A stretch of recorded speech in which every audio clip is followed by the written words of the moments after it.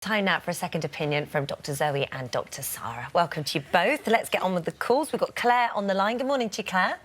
Good morning. So, 2 years ago, you were travelling in a car and your ears started to pop. And ever since then, you've had this reoccurring ear popping.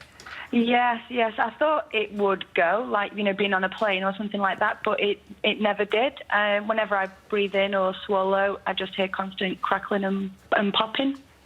Must be very annoying, I imagine. Yes. What's that then, Zoe? So this is a problem in your eustachian tube, and that's a tube that actually connects the middle ear to the back of the throat and the back of the nose, which we call the nasopharynx. And that tube opens when you yawn, when you eat, and when you chew. So that's why it's normal to get some cracking when you're trying to equalise the pressure between the outer ear and the inner ear. Now, it sounds like yours has become a chronic problem, and I know you've had some tests to rule out anything else, which is really important when something's going on for a long time.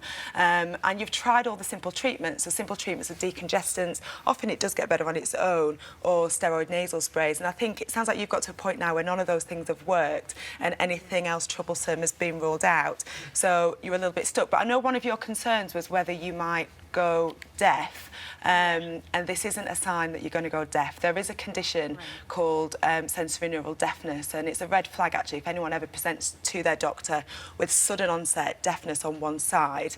That needs to be assessed very quickly because they may need steroids to reduce the risk of permanent deafness, but that's not something that's happening. So could this just be something that she just has to live with then? Yeah, I think one of the things when there's something chronic like this, if you have the reassurance and you know that it's not dangerous, it can make it easier to live with.